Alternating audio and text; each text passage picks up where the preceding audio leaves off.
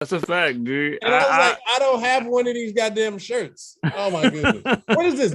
And then it's episode 9,000 of this fucking podcast. And I'm only like the producer that produced the music of the damn podcast. Wow. And I'm just now getting on it. I'm just now getting on the show. I'm just now.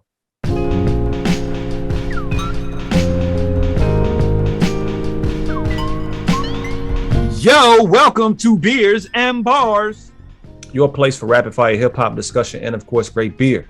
I am Kamal Kiddo.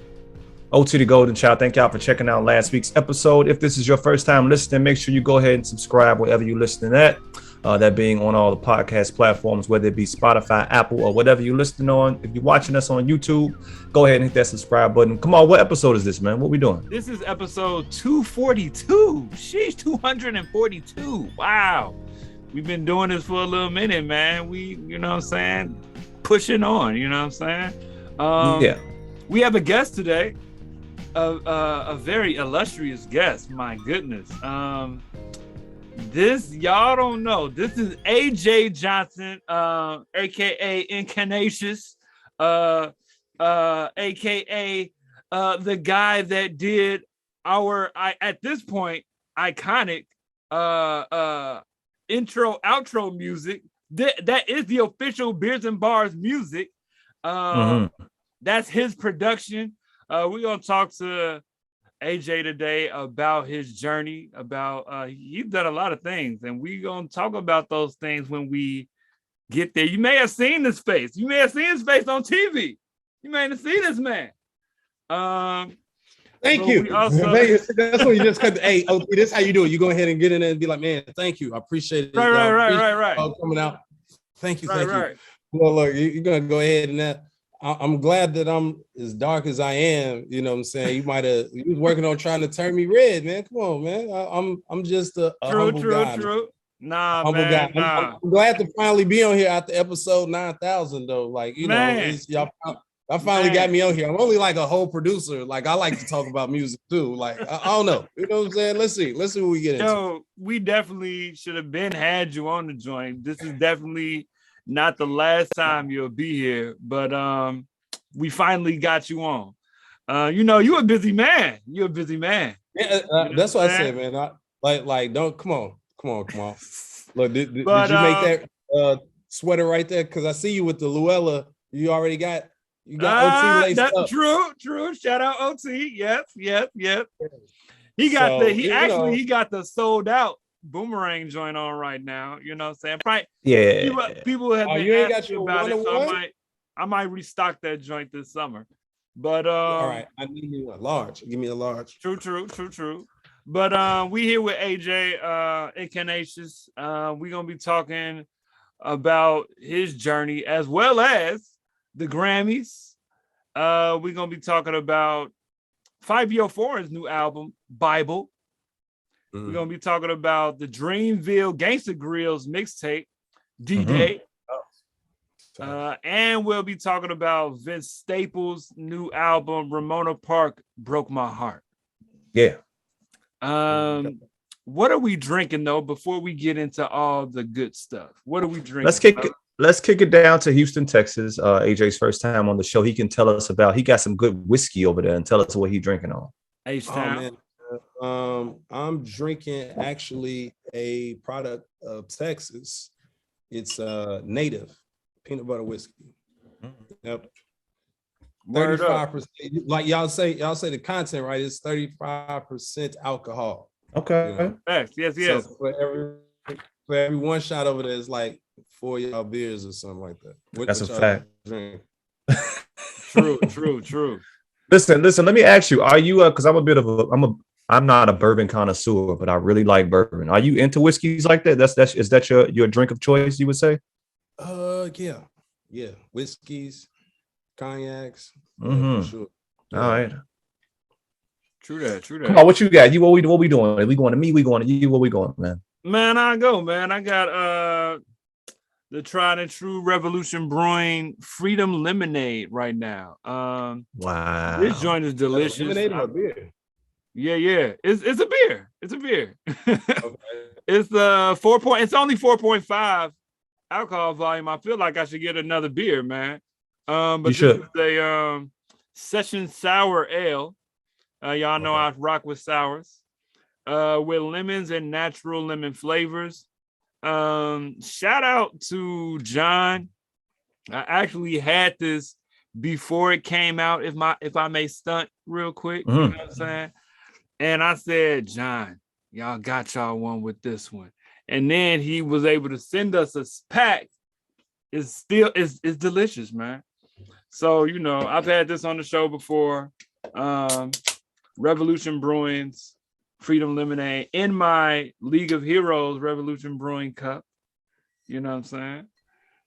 But yeah, y'all been there a lot. Y'all seen the whole process. You getting the beer early. Only thing next is for y'all to get y'all own brew, what y'all would call it. Hey man, look here. Don't start. You know, just I'm not gonna. Hey man, that's on the way, man. Speaking into existence. No, it's got to be. I told y'all that this was gonna happen though. Anyway, I said, look, I get it. You know, beers and bars, and now before episode 300, y'all can honestly say that y'all like experts in y'all field. Like y'all like, if this becomes a thing where, and I see it's other people that y'all have done this with that drink beer, the black people that like beer. And of course, if they're in Black culture, you know, they're going to be listening to hip hop and urban and R&B music. So it's just like, yo, this is a segment of a demographic of people that's just like untapped. Like, keep going. Sure. Like, I need the beer though. Like, I need y'all to go ahead and think about the design and what the name of the brew will be called. Like, is it going to be a dark ale? Is it going to be like an IPA? Is it going to be a sour? Like, I need y'all to figure that out. I need you to figure it out. We've been batting that back and forth between us. But I don't even want to go down that hole right now. You know what I'm saying? Because we've definitely talked about it, but we got to get the right situation. As the world continues to open up and whatnot, and we continue to venture out as we have been, you know, getting back out in the public. Hopefully something like that can maybe happen pretty soon. We're not going to speak on it too much, but yeah, man, we've had some conversations with some folks. Yeah. Good. So yeah.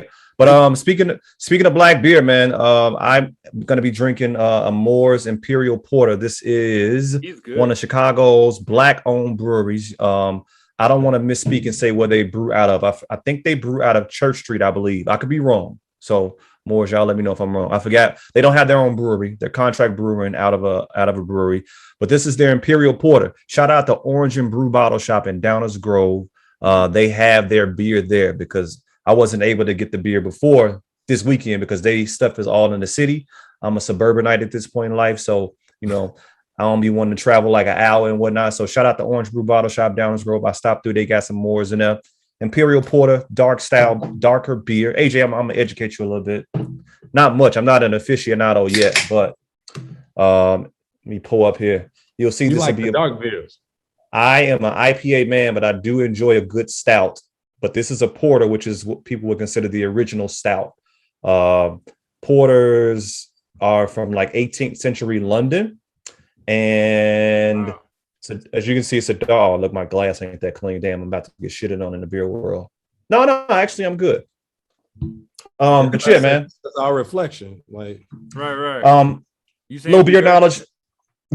A porter is a style of beer that was developed in London, England, early 18th century. It's a well-hopped, dark in appearance, owing its use to brown malt, and the name originated from its popularity with the street and river porters. So, little beer knowledge for y'all people out there. Let me see what this joint tasting like. What's the ABV on that? 8.5. So a bit higher as far as beer is concerned, but shout out to Moor. Shout out to all the black-owned breweries in Chicago. Facts. They did their thing at an event this weekend. Yeah. Go ahead. I appreciate that. I appreciate the, you know what I'm saying, making a beer and calling it Moors. They got the Moors on the beer. Come on, fam. Yes. It's not a malt liquor or nothing like that. No, you know, nothing against liquor. It's just like, come on. So, and they kicked it off, I think, Juneteenth of 2021, I believe, is when their official kickoff was. So it was they not playing out here, man. That was the official kickoff date, was Juneteenth last year. So yeah, that's very intentional. Yeah. So let's get to know AJ real quick. give you his backstory a little bit, see what he's about, and then that'll better set up probably the reasonings and why his opinions are so important on these albums and things that we're talking about today. So AJ, and illustrious. Go ahead, AJ. Yeah, absolutely. Yes. Oh man. All right. So first of all, I met these gentlemen because they went to the other state school that was known for partying. They were known for liking to party. And I said, hey, let me go ahead and figure out what's going on at this school. They went to SIU, I went to NIU. So we had mutual friends, and I was like, hey, these guys, if you didn't know, of course, you know, OT the Golden Child, he's rapping his ass off on a lot of different things. He's got another project coming out. I'm gonna just say that and put it out there. Yeah, it's always pushing the date back. Go ahead. Yeah, go ahead. You know, so all these dudes made beats. Even Kamal rap. Kamal, I don't know if you be letting that be known. Yes. I was done after, man. The breath control is too much, man. I had to let it go, man. But you got an instrumental project out though. Oh yeah, yes. True that. And then you made that joint into like a visual project though too, didn't you? Like, yeah, man.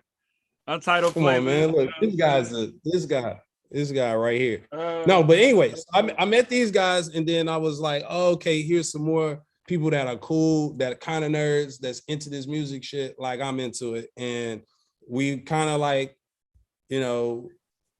The most people that was influencing me at that time was probably like the Justice League or like Wu-Tang. You can liken it to something like Griselda now or whatever, but that's kind of like what was happening. We had a bunch of different people that all knew each other that was kind of doing music, and everybody fucked with each other. So true. We just stayed in contact with each other. Certain projects happened, certain ones never saw the light of day.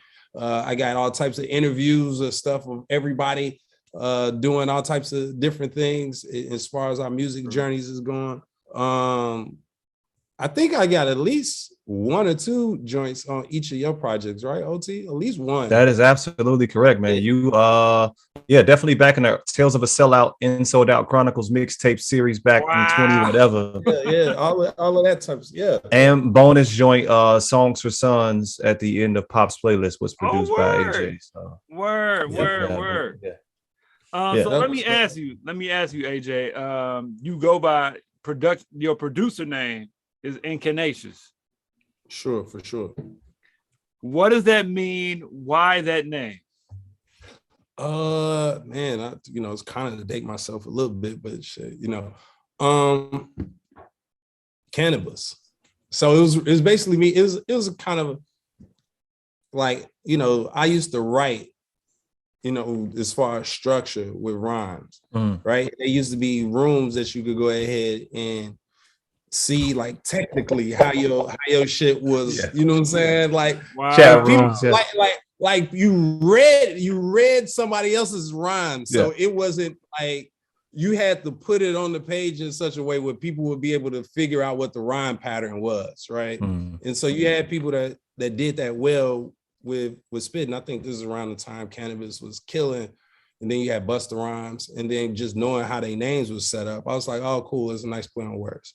So mine is the same. In like Inside, then Can, then Nas, which was my favorite rapper at the time, but he told us that means man, so it was just kind of like a double entendre type of thing. And then OUS is a suffix that means to be full of. So it was just a word that I made that was a moniker for writing rhymes that meant in man there's ability.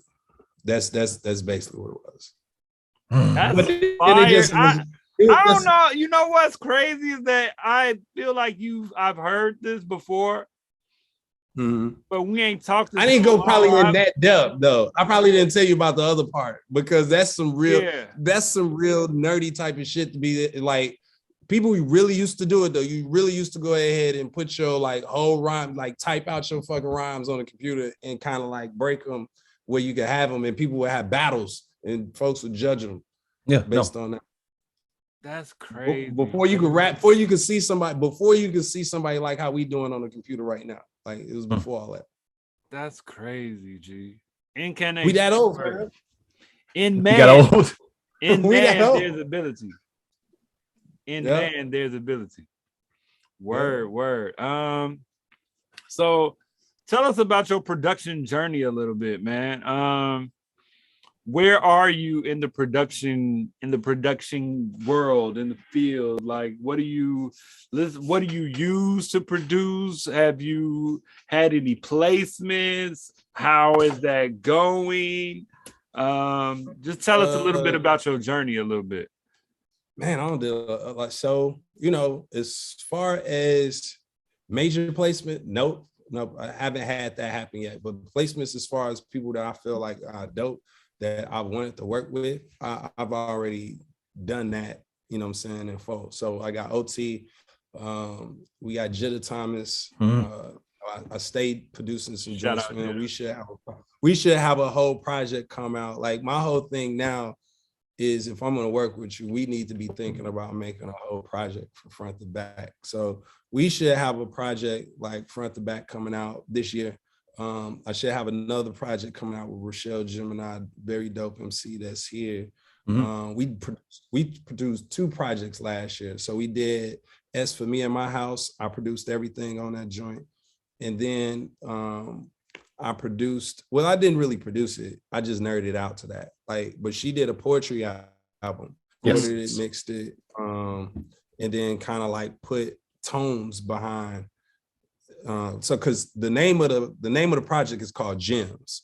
So every poem was named like a different gem. And if you know anything about like gems and crystals, they got properties. And the same is true for music, right? So every key has a different type of property, like that's related to the body, the same as gems. So I tried to match them joints up just as much as I could, you know, doing a little bit of research, and then kind of put that behind. So it's very subtle, but all of the stuff behind all of the poems is based to the name that's on that poem is named after.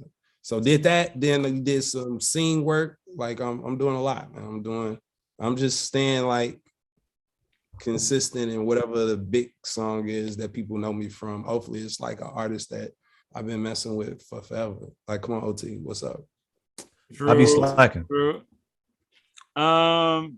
So can we talk about we can't not do it. We gotta, I mean, right. Can we ain't gotta spend a lot on it, but right. Maybe y'all ain't noticed that. I got questions. I got questions though. You know what I'm saying? So the El Cheapo. Wait, hold on. You got the El Cheapo joint on. Okay, yeah. That's all right. The hat. This hat. All right. So you were on a reality show, correct? Sure, for sure. Dating show. I dated. What? I dated on national television. It was a dating show. Okay. All right. Ready to Love. I was gonna do that. Ready to Love. Who's the host on there? Tommy Miles. Nephew Tommy from the Steve Harvey Morning Show. Yes. Let me ask you. This wasn't because I've only seen like 1 or 2, but I can't say I even remember if it was like was it an elimination show or your wife had to like make you watch it. That like that's how all of the dudes that watched it, even if they was interested in it themselves, it's kind of like, you know, I'm pretty sure both of y'all got shows that y'all wife don't turn y'all on to, but like if push come to shove though, like if she tripping, you'll go watch that joint by yourself and then go ahead and like watch the rest of the season. But then if you talk to anybody else about why you like it, be like, yeah, my wife be making me watch that. You know? So that's what people was doing when it came to Ready to Love. Like it was, you know, like, yeah, my wife, you know, kind of got me into the show. So it's understandable you don't know. He's like, I might have watched it 1 or 2 because I know somebody on there, but it's like, True. Let me ask, so how did you get involved with it in the first place? Like, how did that even happen? How did you get cast? Like, G, for real. Instagram. Like really? somebody was in my inbox, and it wasn't even in the regular inbox, right? It was in the, like, I was just for whatever reason looking at the requests. Yeah. You know, because I was like today's years old. Like it was only had been a few days. I think it was like right after that T-Pain thing, or when he was talking about, yo, I didn't realize all of these people was trying to hit me up. Like when he had that situation happen, I was like, yo, I never knew anything about that either, T-Pain. And then it made me go look. And so I started checking it out periodically. In there was a message talking about that I want to be on a dating reality show. And I was thinking like, yo, this can't be real. Why did they approach you though? I don't know, fam. I don't know how they found me. I don't know if it was because wow. Tag something that said Houston or something like that, but that was a hard sell for them to get me to go ahead and come on a show to date, you know, in the public. Like, but I was like, you know, whatever. We'll see what happened. Ain't nothing bad happened, you know. And did you have a significant other before the show started? No. Did you leave the show with the significant other? No. I left the show single-handed, my guy. So why? Yeah. So let me ask, where did the name El Cheapo come from? Man, I actually dated this woman before the show that I was dating on the show. And she's from Chicago. I didn't meet her in Chicago, I met her here. But it was it only happened to be on the show where it was even a thing because they asked me a question. They say, yo, name me an embarrassing, you know, date. Like, name me like a date that was a disaster date. It wasn't embarrassing. It's like, name me your worst date ever. And that's like, I bet you think I'm going to say something about a woman or something. I'm going to say, like, for me, because it was, you know, you'll never forget the time where you ordering drinks, you're doing something at the bar, you got a young lady with you, and then the person come back and be like, yeah, bro, your card been declined. So, like, it just so happened she had already started the tab, so it wasn't, at least at the time, I thought it wasn't a big deal. I was like, all right, cool, because it was only like a couple of drinks. Like, all right, cool, you got it. But then afterwards, after the date, she was just texting me like, man, I ain't used to paying for stuff on the first date. And I was like, oh, well, you know, sometimes you gotta do like I said something wild to her. And so we didn't talk anymore after that. And then in her mind, like she just told her friends that I was cheap, but really the situation was like my car had declined. But randomly enough, the way the universe works, this is the very person that I see on this show. That's crazy. And we had a chance to like get into that. That was the only reason why I was part of the show at all. But she didn't know though. She just thought I was cheap. But I had slid up out of there because the card that I was trying to use, that boy was, and it was at a time where I was trying to really buy a house. So I was like on my Dave Ramsey type of shit. And I only had one debit card with me where I was like moving everything to giving myself an allowance type of thing. X amount. And I was like, yo, I'm not coming out the house, but with this one card, I ain't coming out the house with cash. I ain't coming out the house with nothing. I'm coming out with this. I know exactly how much is on it. Auto pay, fam. Some auto paid on my shit, and it was out of there. It was a wrap. It was a wrap, man. Like I didn't like this is the most time I've explained it. But everybody looked at it and was like, yo, he's broke as hell. Like I was a musician that hadn't really. So it was like, oh yeah, this sounds like a broken ass. That's what I was on television. But no, that's probably the most thorough I've explained it. But that's what it was. I was trying to like move all my money somewhere else so I could buy a crib.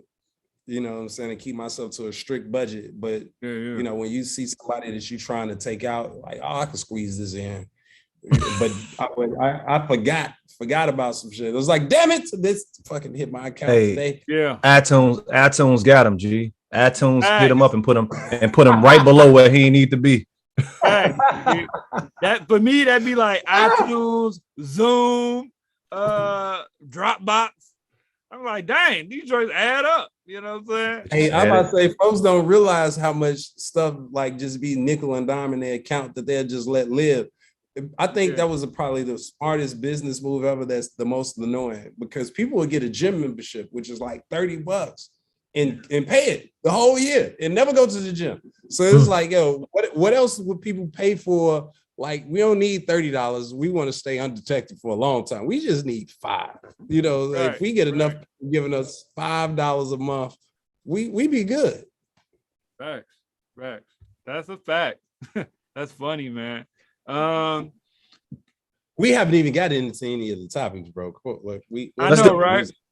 Let's do it. Let's get right into it. We can do that right now. You know what I'm saying? Check out AJ on Ready to Love if you can find it. Where is it? It's on OWN now. It's on the OWN network and it's on Hulu, I believe. Now it's on Hulu. Word up, man. Check out our mans. You know what I'm saying? Let's get into the Grammys, fellas. The Grammys was what, a week ago? About a week or two ago at this point. Yeah. I think we can probably be. It's really okay. So we did a Grammy show. We did I only care about hip hop and the album of the year. I care about hip hop and the album of the year. So here's the thing. Let's break it down like this. So we predicted that Tyler the Creator would win rap album of the year. Yes, we did. I thought that album was album of the year as far as rap is concerned. I gotta listen to it. I still ain't really listened to it. I was trying. I was like, hold on, wait a second. It's a good but so for me, I still put on Igor, man. I'm still listening to Igor. Okay. That's a good album too, but this album is superior to Igor, I think, man. Really? It's better than Igor. Yeah, for sure. Oh, that was like a house album. He made like a Chicago house album. Yeah, but see, for me, as soon as it come on, I had no clue as to, what it was going to sound like or nothing. And the man got DJ Drama on it. You know what I'm saying? It's like, oh, DJ Drama's on there? And it's like, yo, this is like a Gangsta Grillz tape, G. This is hard. This is hard. You know what I'm saying? It comes on right, man. It's good. It's good. I hear you. I listened to at least that part, and I'll agree. It started very strong. However, that ignorant single. No, that single hard. What single? All the singles been hard. Oh, look, that shit like, yo, and then it be uncomfortably long. It just stayed on like, hold on, wait a second. Is this shit finna do? Like, it got to the point where you thought your shit was broke. You thought something was wrong with it. You say, hold on, wait a second. Like, this can't be it. Like, my iTunes is skipping, playing. And no, it came and smacked you in the face. But it's some albums that we supposed to be talking about that I feel kind of the same way about. But I'll hold my commentary. Let's do it. Let me go over just a couple more. Best rap song last year at the Grammys actually was Kanye West and Jay-Z, Jail. I don't know how y'all feel about that category. Yeah. That's the thing. I'd have to do my homework, but I think that I know we did not pick that song. If we it's funny because Jay or Ye, neither one of them was there. You know what I'm saying? And it's like they didn't clap for that. Was one of the things they didn't clap for Ye when he won because he won too. You know what I'm saying?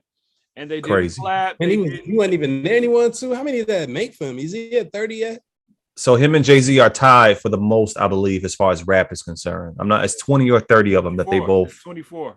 It's only like 3 people that got more Grammys than them, and both of them are like for the Chicago Orchestra.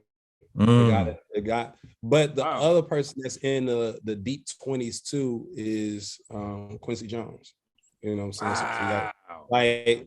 But at this point though, I think Kanye got more Grammys than Quincy Jones. That's crazy to think about. Well, here's the thing about it. He also won for best rap melodic performance with Hurricane. Him and now that Lil Baby. Now that's my joint. That's my favorite song on that whole album, dude.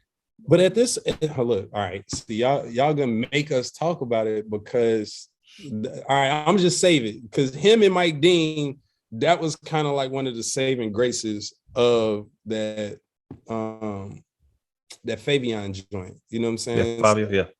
So, but it was weird though. It looked like it felt like they was only there for half the time or something. It seemed like either they came in at the end to save the album. It's like, yo, like this is what we finna do right here. I thought you was gonna play nice. Oh, no. I'm joking. Go ahead. Do your thing. Like I thought that's what either they did that or they brought him in early and then they said, okay, we're gonna do half the album and now you get to kind of have your own creative control and do what it is that you want to do. Like I feel if you're gonna have a label, that's kind of how you would need to do it, where you had that compromise. Like they had ASAP Rocky on there. How do you get ASAP Rocky on an album? Don't you know if I was ASAP Rocky, you couldn't get me on no album right now? I got cocoa butter and lotion and all types of stuff of a belly that I need to be rubbing and figuring some stuff out. No albums is happening at all. What are you talking about? Like they got him. He got time. He got time for no, I wouldn't have time. A verse. I gotta make sure. Look, he got the roof set up at the crib. You know what I'm saying? Rihanna, he's still right here. Oh, okay. All right. Right here. All right. Hold on. Let me I got $1 billion baby mama I gotta worry about. Hold on. Right. Listen, we might as well let's give a shout out to Baby Kim and Kendrick Lamar as well for best rap performance. We predicted that. Which they should have won. Crazy performance. From a standpoint. Yes. But yeah. But AJ is touching on Fivio Foreign's album, B.I.B.L.E. You know what? Forget what we said we was gonna do. Since we're already there, let's just go there. We said we were good anyway, though. Yeah. Okay. Cool. But I'm just saying, y'all was kind of pressing the issue with the Mike Dean, and then the melodic thing about the Grammys. But it's the joints that they had, like that beginning joint. Obviously, the second. You talking about Fivio? Right? Yes. Right. So that one almost sounded like Sunday school. It was kind of like a Sunday school vibe. Where Through the Fire with Quavo. That was all right. So this was something that was bothering me. What flow is that? That's an iconic flow, and I couldn't think of the song that saved my life. Oh, you talking about Through the Fire with Quavo? Yes. The cadence in which he's rapping, it's super iconic. You talking about Quavo or you talking about Fivio? Yes, Quavo. It had to be Quavo because Fivio sound the same on every single song on this album. Golly. All right. So here's something his flow don't change throughout the entire album. It's triplets. It's hard to do anything else when you're rapping triplets. Yeah. But I hate drill. I won't say I hate it, but I just really don't like it. Right. So it's kind of if you took drum and bass music and then took something from the Caribbean and kind of put it in and you like jammed both of those things in and then you added, EDM pitch bends, but it's still trying to That's funny. do this thing. It's still doing this thing where it's pushing like dance music, right? But you call it drill because you're taking it from the Chicago drill music. And then it was kind of like, it went full circle because now you got Kanye executive producing this joint. And then he sound like the way he do rap, he rap like Chicago drill over the UK stuff. So it's like music is funny like that. I don't have to like it, but no, you don't. But the influences that you see of how it all come together is dope from genres that you wouldn't ever think that you could put together like that. Yeah. Even when you thought that the drill was gonna get stale, they kind of freshened it up with the samples that they had on it. You know what I'm saying? Like the slow samples and the melodic samples that they had over it was dope. I think that you took a very diplomatic approach to. I told you I was gonna go ahead and give you but no, I liked that. But was I in love with the album? Would I go back and listen to it again? Probably not. That was a homework assignment. Yeah, I would second that. I just think I think that when I heard him on, I had heard of him, but I really heard him on Donda, and I thought he did really good on his verse. My favorite verse on the album, probably from all the features. Easily. But yeah. Kanye had the hardest lines ever for a comedian. I was looking like, yo, why is Kanye spitting like this? mad at a whole comedian, fam. I was like, yo, I don't know. Right. He had the Pete Davidson lines. He had them in there. He was spitting at Pete. You know what's funny is that, at this point, I feel I don't, I don't know if he writing his rhymes or not. You know what I'm saying? I think he's writing half of them and half of them, other people are writing. I was trying to catch, I wonder if Fivio wrote some of this. You know what I'm saying? It was different. It was different. It was, right. Yeah. You know what I'm saying?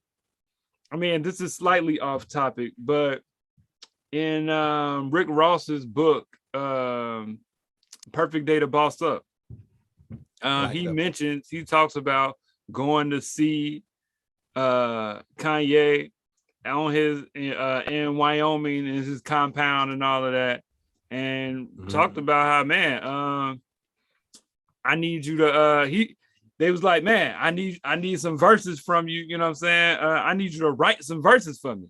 Like, man, I need some beats from you, you know what I'm saying? But the fact that he's openly, you know what I'm saying, getting people to write for him, it's hard to say if he wrote that, you know what I'm saying? You mentioning his bars, but it's like, and I'm still under, I know that's a long debate, why can't rappers have writers and all of that? But I feel like, man, tell me, true. I feel like, man. You number two? That's number two? Yeah, same thing. Come on, got freedom lemonade. So yeah. But we get tipsy, AJ. I might have some vodka in a minute. I don't know. I need to go ahead and crack another one, man, because it's like, man, I'm low.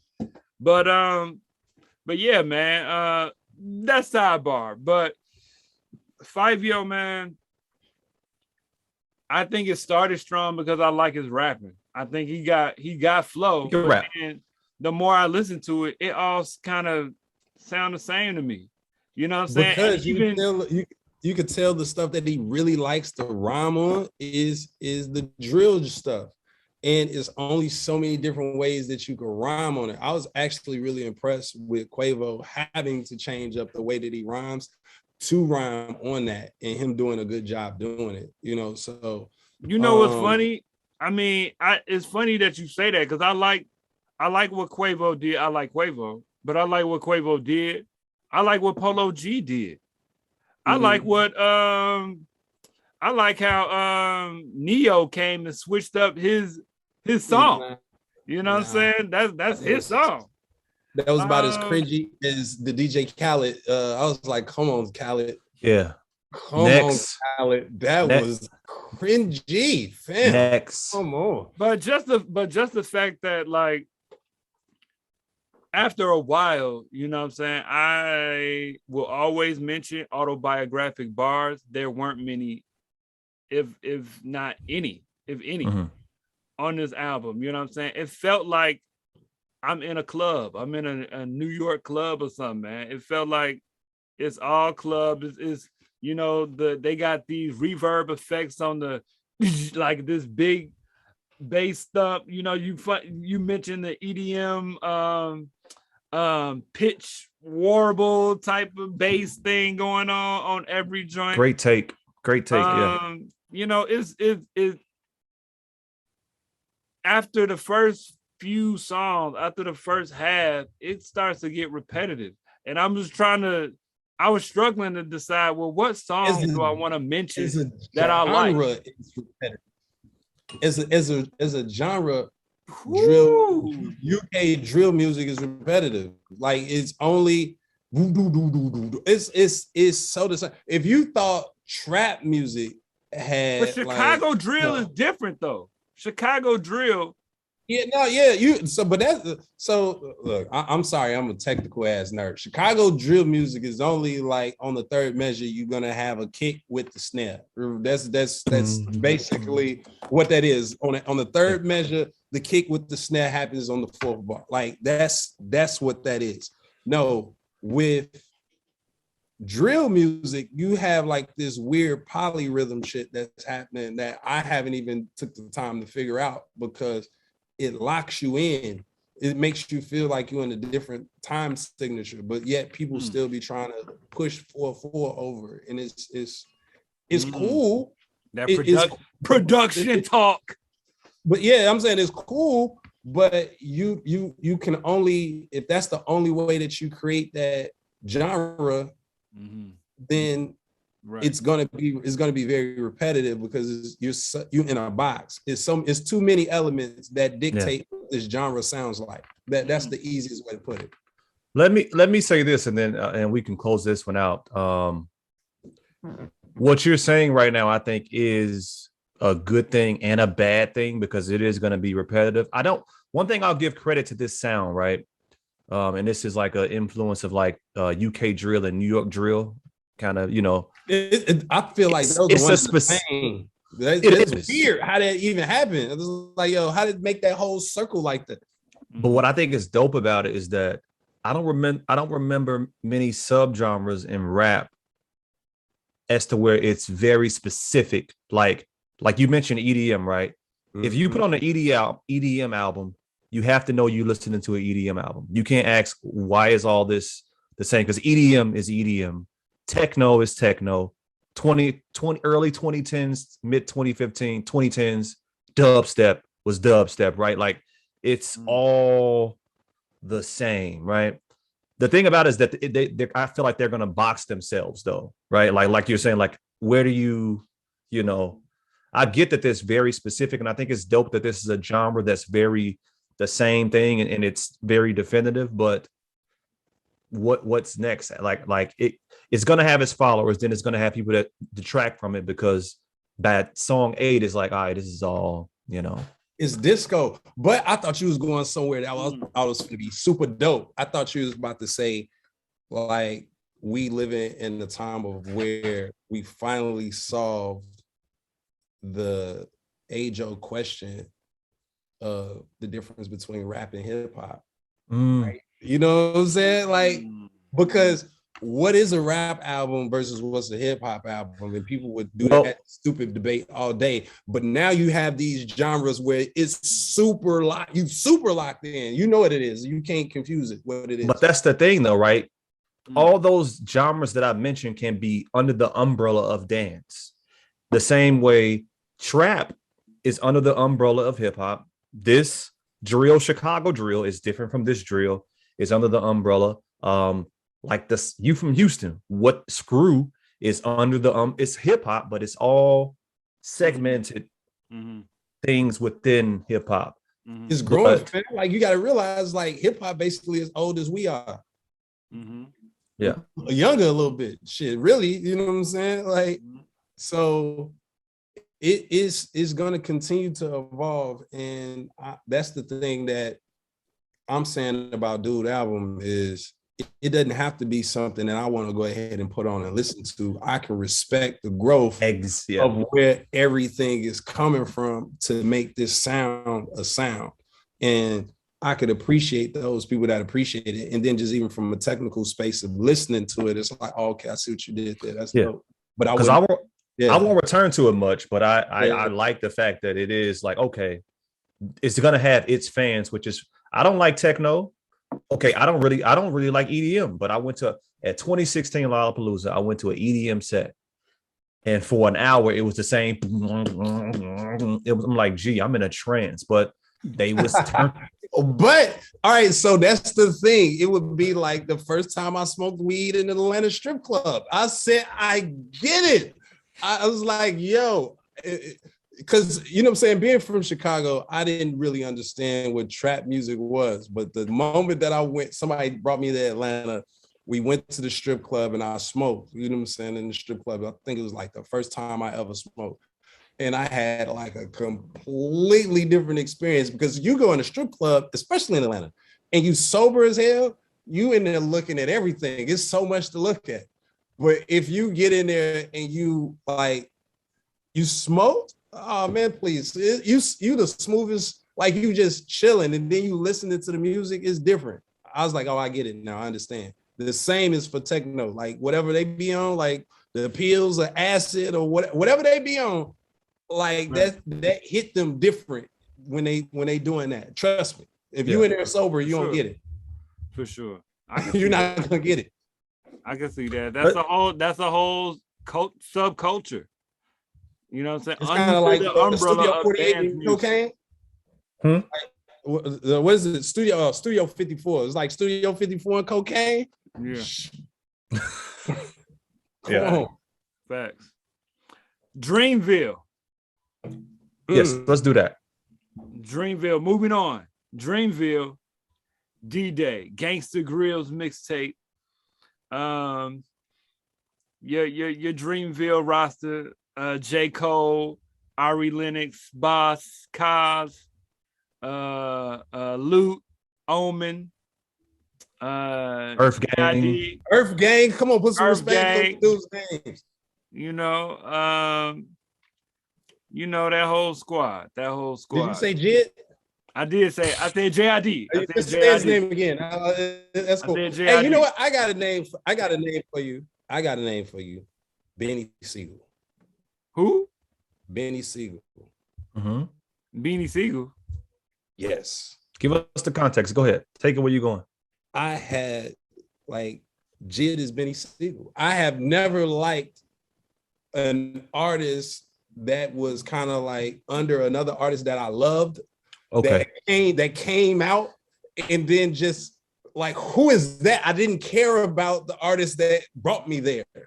You know what I'm saying? Like when I listened to the Dynasty album, Jay-Z might have brought me there, but I was like, yo, who is this Benny Siegel guy that's fucking killing all of the tracks? That is how I felt about JID when it comes to him standing next to, rapping with, and being on these Dreamville projects. So I like the comparison.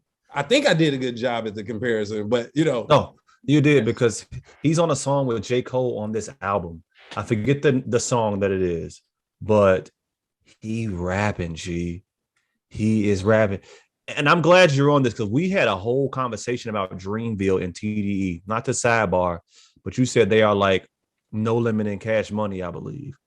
We living in a time where like you got two groups that have amassed a roster of talent that the label has a sound. You know what I'm saying? Like sometimes where, you know, you got individual artists and there's a bunch of artists, they on there and they got, you know, whatever. But when it came to Cash Money and No Limit, even though they was in the same state, they had different, you know what I'm saying? It sounded different. You know, if you was listening to, and that's because all of the production stayed the same. It was, you know, Manny Fresh and then Beats by the Pound, you know, whatever. But, and I don't know like the production on both sides of TDE and Dreamville, but of course it stayed consistent. And so you amass this sound where it's dope. And the fact that they based from two different coasts is dope. Like, how do you feel about the project, D-Day? Man, it was nostalgic, man. You know, I don't think that I was listening to a DJ drama mixtape since we was in SIU for, you know what I'm saying? Like besides like, Tyler album. No, but I'm talking about a whole where it's like a Gangsta Grillz project. You know what I'm saying? You had Wayne. Of course, he made them joints, you know, incredible. But it was one person. I'm trying to remember who it was. I want to say it was T.I., but Jeezy probably. It was probably Jeezy, because when we was down there, that's what we was listening to. That was what that was the soundtrack. Oh, the Snowman. I digress. Yeah, I digress. Go ahead. Oh. No, please. No, come on, because you ready to go. Come on, ready to trash it. All right, so yeah, I think it's good for what they're doing. You know what I'm saying? It's obviously just a project that they put out for whatever festival that they got going on. It is not as good as what's their last project? Because I think Revenge 3. That joint. Oh, Dreamville, Revenge 3, yeah. Yeah. That joint was hard. I think that was just a little teaser joint for their festival or whatever. Yeah. I do like some joints.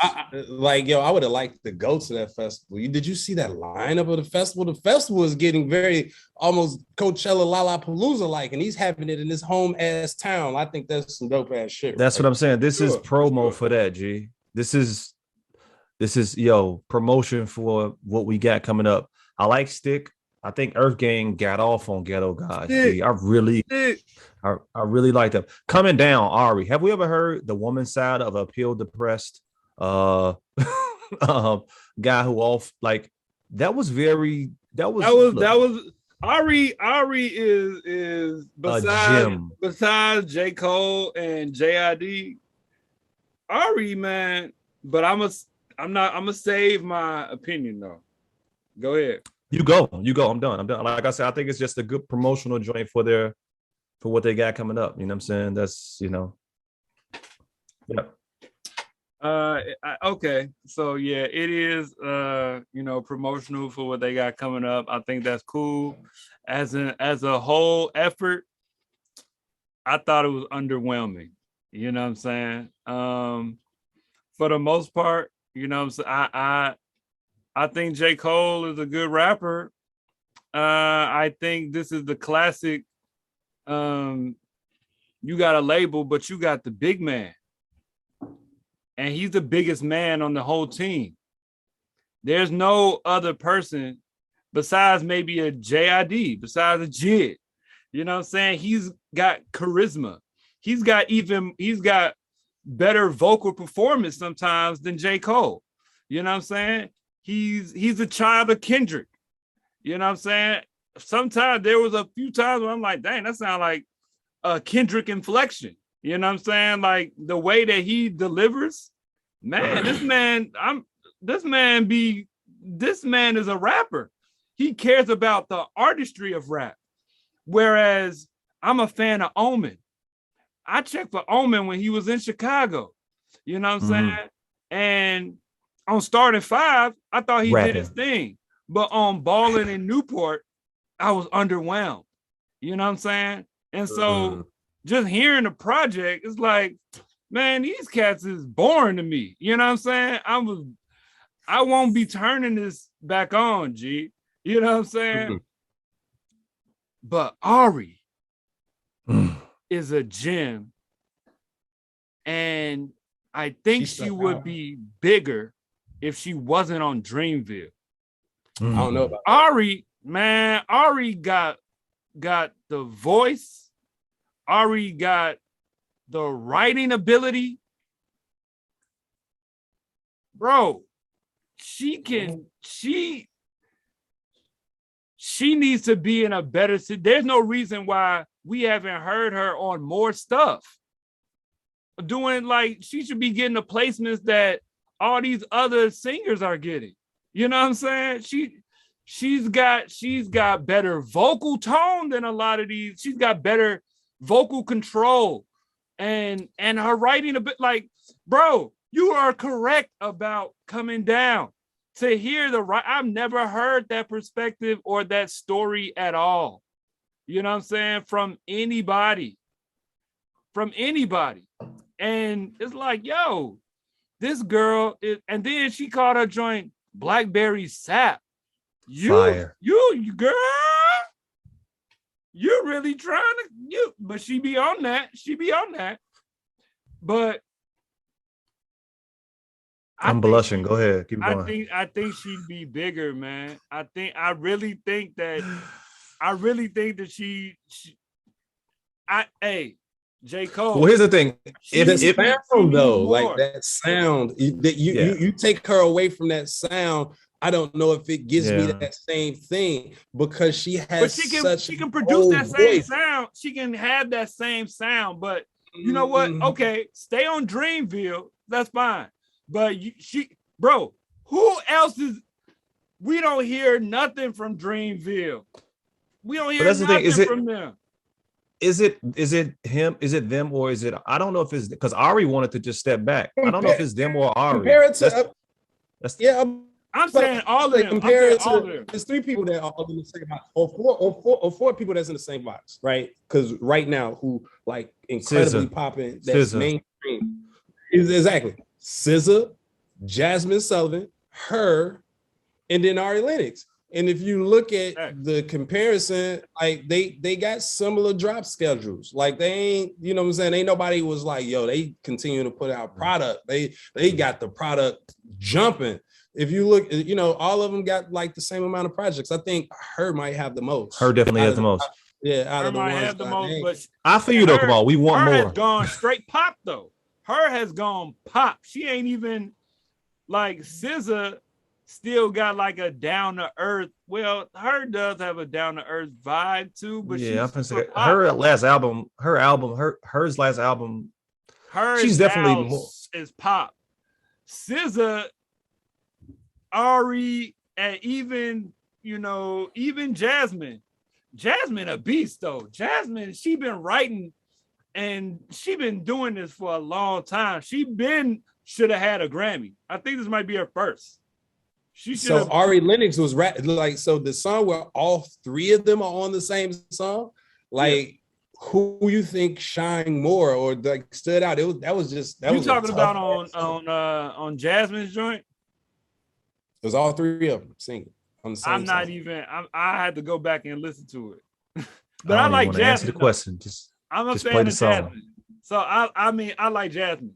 I check for her when she just doing, you know what I'm saying, her Frank Ocean thing, you know what I'm saying, when she just in the background, not even featured on the song, but just doing background vocals. I check for Jasmine. Her album, she can sing, she can write, she on point, you know what I'm saying? And Ari has that same thing. SZA got that same thing. Her, for me personally, she is in the same group, but I'm not drawn to her like I am the other three. You know what I'm saying? But Ari But Ari on a label with all of these, in my opinion, subpar rappers, you know what I'm saying? Bruh, she need more shine. She is better than what she's being promoted. You know what I'm saying? Yeah, but the thing with Jasmine had the Hotels joint, and then Jasmine is not on a label with these people. And then what was her last project before Hotels with no other people on the album? Abyss. She was gone for a long time. That's true. That's what I'm saying. So I don't know. Now Jasmine has a different situation. She can make moves, but Jasmine has she's had for a long time. She has self-esteem issues. And that's where this whole album, this Hotels even came from. You know what I'm saying? But all right, so the thing about it is we go back and look, and I know y'all did it like with Death Row, you go MMG, you go Bad Boy, you could go, hell, you can even go So Def. They've all had and tried to have R&B artists when the label's focus was rap music. Those folks get lost in the shuffle. Faith Evans was amazing. It should be no reason why she only had one album. If we was looking at it, put that into now. Do you remember how dope Faith Evans was? She was like the only person that you kind of could mention in the same sentence with Mary J. Blige. She was the only one. But she only had one album. Her album was fantastic. She didn't have like another album. She had a good album. You know, so when you talk about like SZA and you talk about Ari Lennox, they feature heavily. They get more albums. Like if you comparing it to history, they getting way more shine on the rap label than any other period of where you had R&B people on a rap label. I think SZA's getting more shine on TDE than Ari is getting on Dreamville. But I think that's because she's already mentioned, you know what I'm saying, this pleasure in being in that environment. I think is because who, SZA? No, Ari Lennox. She true. She wants to move labels. Didn't SZA quit too though? Wait, what is SZA popping on more than Ari? I don't. SZA project dropped in 2017. Vocal issues. She was losing her voice for a minute, and she was trying to avoid surgery or had surgery. But She was on a Doja Cat joint last year too. That was popping. That joint won a Grammy. I ain't even pay attention to that song, but she was on a Doja Cat joint too. I don't know what song that was. Yeah. I know what you're talking about. Yeah. That just won something, didn't it? Yeah. Won a Grammy. Yeah. Yeah, I'm about to say that one. It's like, that song won something. I mean, but SZA's good, man. And she, man, yeah, man. She's been dropping singles for 2-3 years, though. Is what I'm saying. She's been dropping singles for. She has. Let's go, SZA. Like, what is going on? And and I was just saying that. In the chat, or at least, or to you, like, man, I don't know what's good with TDE's calendar, man. So TDE and Dreamville is trash. And Dreamville. It's Marvel in DC. Come on, fam. This is what this is right here. Look, I'm gonna go. But I'm saying J. Cole and now Kendrick done left TDE. So his next project might put out one more album. Yeah, I thought he had to put out one more album on TDE. Yeah, he got one more album on TDE, I think. Okay. You know what I'm saying? And then after that, he probably gonna do his own thing. You know what I'm saying? I could see him not even making this joint. But, I could see him not even making this after the last album. Yeah, man. I'd see him like painting, doing something. He'd be like Andre 3000. You know what I'm saying? He's gonna do something else. Watch. That's a whole segment. Pause that. These very different artists and whatnot. The enigmatic artists. But that's the type of artist that, you know what I'm saying, you look forward to. They've created such a mystery around what they do. Like every time Kendrick drop, it's good. He don't have to, be out here like a Rick Ross who is on Instagram every day promoting himself and telling you that you gotta be a hustler. You know what I'm saying? Slow down, Ricky Bobby, because Rick Ross. I mess with Ross. I follow Ross. Okay. I follow Ross. Right. Like, don't get me wrong. Okay. But I'm just saying there are two different types of artists. You know what I'm saying? Like I like Donald Glover's Camp album though. So I get you. You know what I'm saying? I'm one of the people that's early. That was like not very critically acclaimed at all. People was looking at him weird. And I was like, no, this is a good album. But you know what I'm saying? I don't know. Before the Internet is my go-to Childish Gambino album for sure. But I feel you. He's a treasure. Listen, let's go, because I feel like we're talking about artists that kind of know who they are and found themselves and all that, right? We can, I think, transition to Vince Staples. You're good. Ramona Park broke my heart. Oh, I've been doing this for a while, man. Do you have a podcast? That was a good segue. Right. We first checked for Vince Staples in 2017 with the Big Fish theory. Yeah. And I feel as if Vince Staples has been on this journey of because when he came out, he was only about 21, 22 or something like that. He's 28 now. So he's very young coming out, and he's continuing to mess with different sounds and different vibes and whatnot. But the Vince Staples joint from last year and this joint here, Ramona Park broke my heart. I think he's found exactly his space. Mm-hmm. Come on, you said this chill gangster, West Coast chill gangster rap type shit, like on the real. That's a nice phrase right there. Come on, you might want to coin that one. West Coast chill gangster. It's because West Coast gangster is typically more, you know what I'm saying? You think about Snoop and Cube and all that. This ain't lo-fi, but it's very him, Kennedy, you know, like even Blue, like Blue, you know, those type of dudes that rap like that. But what he does, I think he does something different. That he dips seamlessly between like melodic flows and straight rapping, and he's so visual with what he's talking about. He is from Ramona Park, you know what I'm saying? That's in Los Angeles. And he's giving you these tales of a young man, whether it be first person or third person. It's visual. The lyrics are good, but then he gives you melody sometimes as well on top of these like very spacious type beats. It just works at this point. Like it works. AJ, I know you like the album, so you go ahead, man. You tell us what you think. But it was just, I was gonna ask y'all what was the one that stuck out for you. A song? It's a few songs that stick out for me. On My Mama is you that's know a good one. I was like, On My Mama. Oh, okay. And then there's one with The Stars. What was the name? Like number 2. It was the second joint on there. Free the Homies. Hey. Yeah. Free the Homies. Yeah. East Point Prayer with Baby. Like those two right there, probably my ones that was like hit me the most on the album. When Sparks Fly, G. I mean, my third listen. Nameless into Sparks Fly. You know what I'm saying? Like, it's very autobiographical. You know what I'm saying? It's personal. It's easy to feel.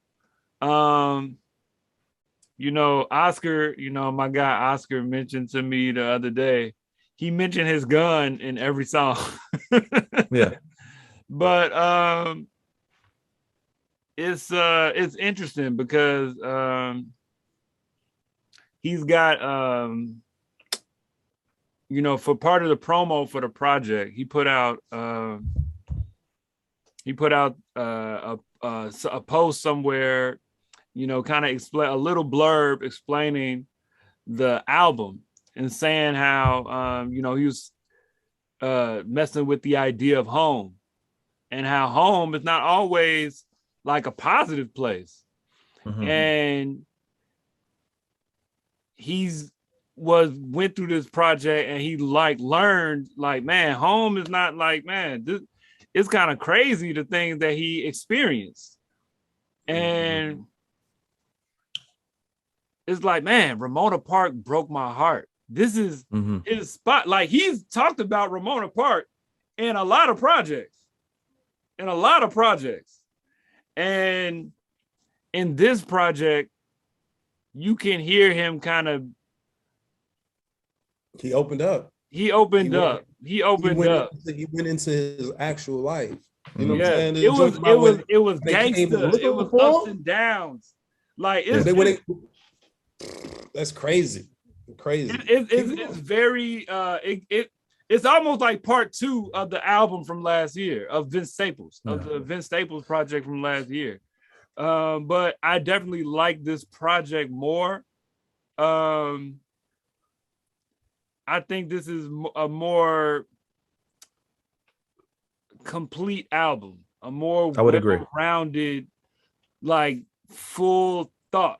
Like, this album, man, this man he's a good rapper, but he's gotten into a space where he's like, because when we did like Big Bitch Theory, it's got like EDM techno vibes to it. He's messing with sounds and he's playing with, you know what I'm saying? And I've heard Vince before that album, and it wasn't as left. His music wasn't as left as that album was. Yeah. And so he's been playing with sounds and like finding his groove. And to hear the project last year and then to hear this project, he's in a groove.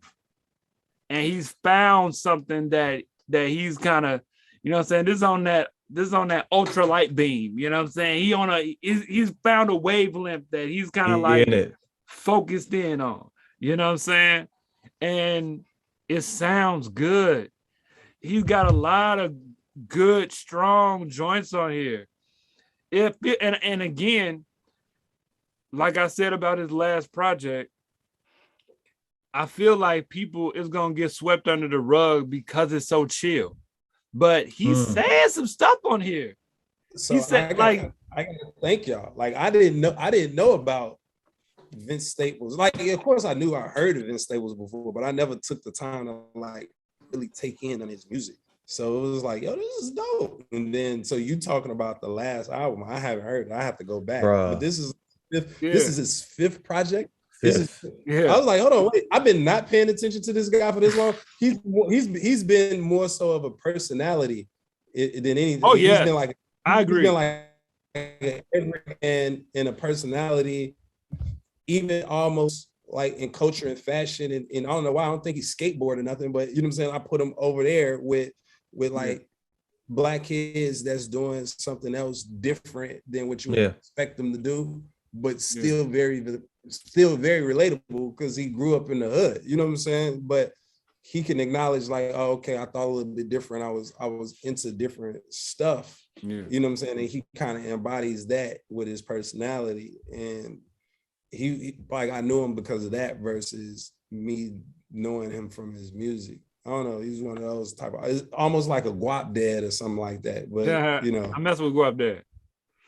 You know what else is crazy about him, man? It's this. Shout out to my homie Mathian, man. This album is 16 songs, but it's only 41 minutes. And you have artists now that be doing this. They get in and out. Here's a hook. Started out. I'm gonna give you this long ass verse. I might give you a hook, and I might give you like a small verse in the outro. And we out at 2 minutes and 30 seconds. The song over. We gone. Man, look, folks ain't doing those 16s no more, so it's all 12. You're getting the 12 and you're getting the 8. You're getting the 12 and the 8, and you know what I'm saying? You ain't even doubling up the hook to go out. You know what I'm saying? Sure, you might not have a hook to go out. Nope. Like people are getting tired of like the same. They messing with different song structures. For the song structure, you know, that's the reason why, like, despite me not liking it, I appreciate Kanye music. Is because you know what I'm saying? He been trying to make sure we don't have traditional song structure anymore. Like he been doing whatever you want to do. Like you can't tell where you at in the song. Like matter of fact, this could be 2 different songs. So, but I'm gonna bring it back to link it together where, you know, and you see artists are doing that from even the Jaden Smith project, the Kendrick Lamar, where he had the Untitled project, that Igor album is like that. The you know, really all the Childish Gambino project is like that, where it could be just one long song, you know, it transitioning and taking you on this journey where it's a cohesive type of thing that's happening. But yeah, I don't know. I went off on a tangent right there, but yeah, no, I feel you. I like it. But like you said, it's 16 joints, but it's only 41 minutes. I looked at that because I had to listen to both of those joints today, and I wanted to know how much time I needed, and I wanted to listen to them at least twice. So yeah, man. Vince Staples, man. Ramona Parks broke my heart. Beers and Bars. AJ, thank you, man. Thank you, man.